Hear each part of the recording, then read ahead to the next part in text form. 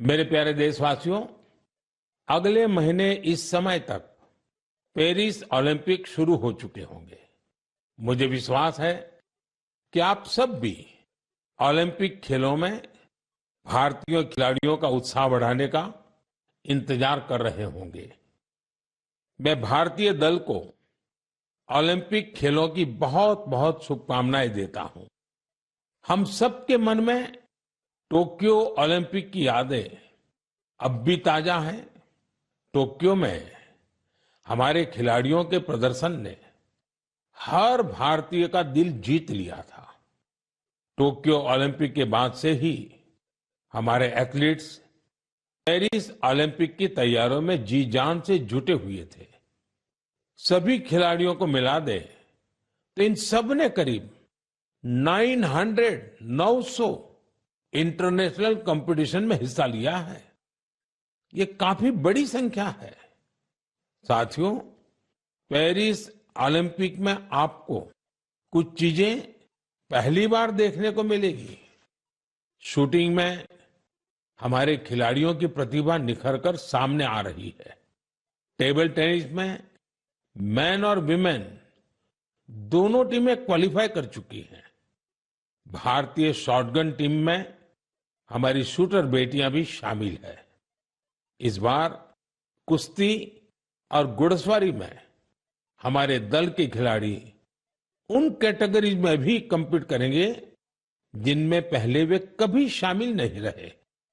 इससे आप ये अनुमान लगा सकते हैं कि इस बार हमें खेलों में अलग लेवल का रोमांच नजर आएगा। आपको ध्यान होगा, कुछ महीने पहले वर्ल्ड पारा एथलेटिक्स चैंपियनशिप में हमारी बेस्ट परफॉर्मेंस रही है। वहीं चेस और बैडमिंटन में भी हमारे खिलाड़ियों ने परचम लहराया है। अब पूरा देश ये उम्मीद कर रहा है कि हमारे खिलाड़ी ओलंपिक्स में भी बेहतरीन प्रदर्शन करेंगे। इन खेलों में मेडल्स भी जीतेंगे और देशवासियों का दिल भी जीतेंगे।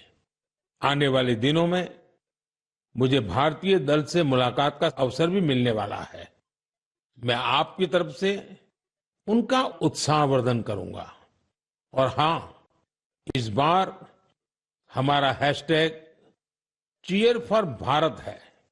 इस हैशटैग के जरिए हमें अपने खिलाड़ियों को चीयर करना है, उनका उत्साह बढ़ाते रहना है।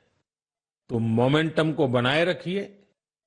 आपका ये मोमेंटम भारत का मैजिक दुनिया को दिखाने में मदद करेगा। मेरे प्यारे देशवासियों, मैं आप सभी के लिए एक छोटी सी ऑडियो क्लिप प्ले कर रहा हूं। रेडियो क्वेट FM 93.3 से हिंदी शो नमस्ते कुवैत।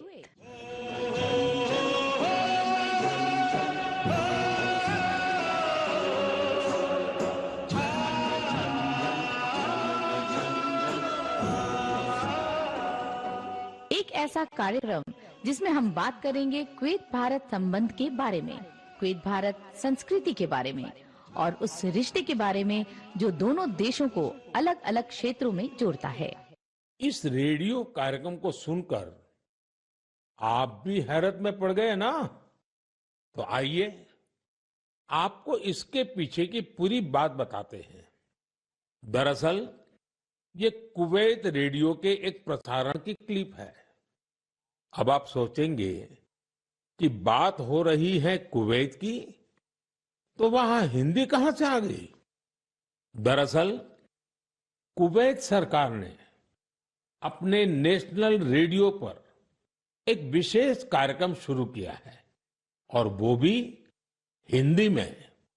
कुवैत रेडियो पर हर रविवार को इसका प्रसारण आधे घंटे के लिए किया जाता है।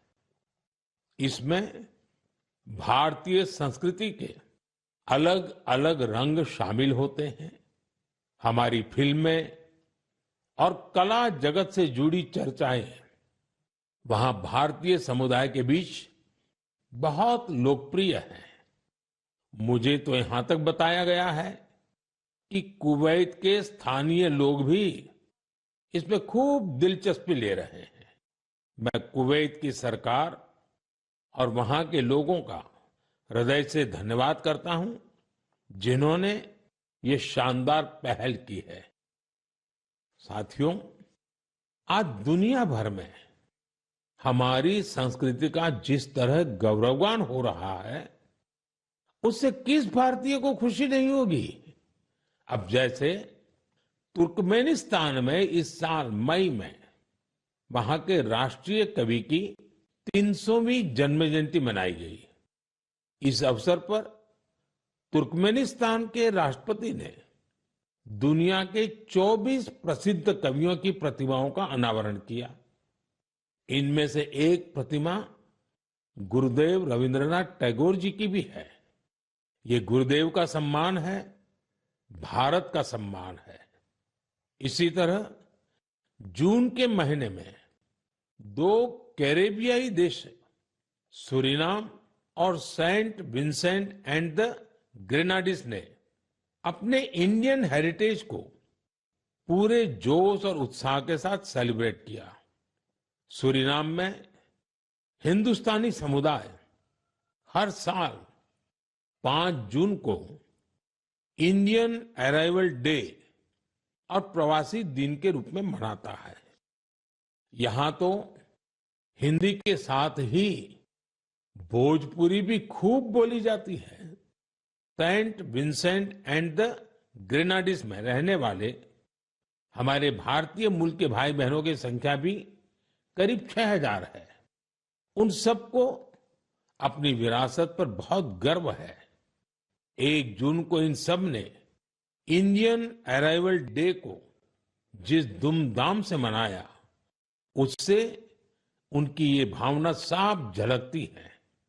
दुनिया भर में भारतीय विरासत और संस्कृति का जब ऐसा विस्तार दिखता है, तो हर भारतीय को गर्व होता है।